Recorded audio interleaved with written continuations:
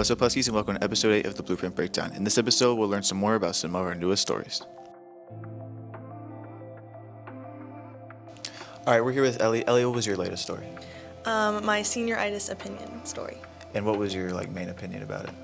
Well, I was trying to let people know how bad it's gotten and that it doesn't really live up to the stereotypes that people kind of give it, and basically just everything it entails and how it's much worse than people think.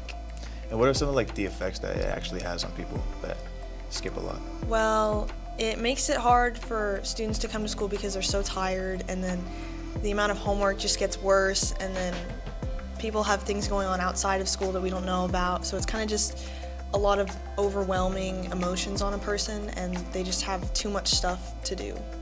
Are you personally a victim? Oh yeah, I'm very much affected by senioritis right now, so it kind of helped putting my personal experiences into the story.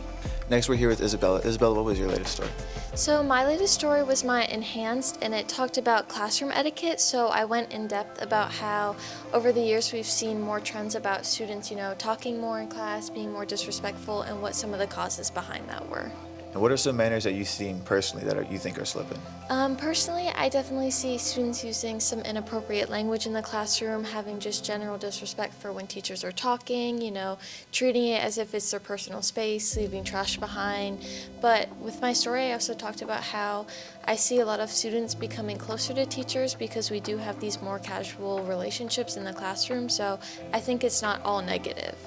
Right. And what were some of the more interesting teacher perspectives you heard? I heard a lot of teachers, and I think what was most interesting was that it really varies from teachers. So with a lot of art teachers or elective teachers, they're a lot more relaxed with their classrooms, while more AP teachers are really strict. But a lot of them, I heard unique stories about how they might let some behavior slip, but they have very strict boundaries about certain things. Like some teachers won't let swearing, while other teachers just won't let you be on your phone. So each teacher is different. Next, we're here with Holly. She's one of our editors. Holly, what was your latest story that you're working on? My latest story was on the teacher cuts due to student enrollment declining. And a lot of people might not know about that, so can you give us a little background about it? Yeah, so there's less students attending Haggerty right now because more students are taking online classes, but the school gets funding based off of how many students are in physical school. So because we have less funding, we had to cut 6 teachers. And so what are some of the effects that you're seeing as you're writing this? Well, first of all, obviously 6 teachers got cut, which is kind of a pretty big deal.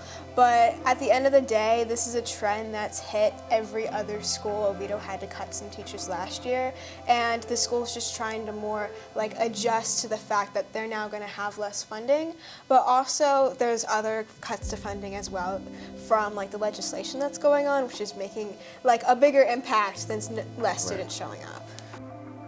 That's all for now, and thanks for tuning in to the last BluePrint Breakdown of the year. We'll see y'all around.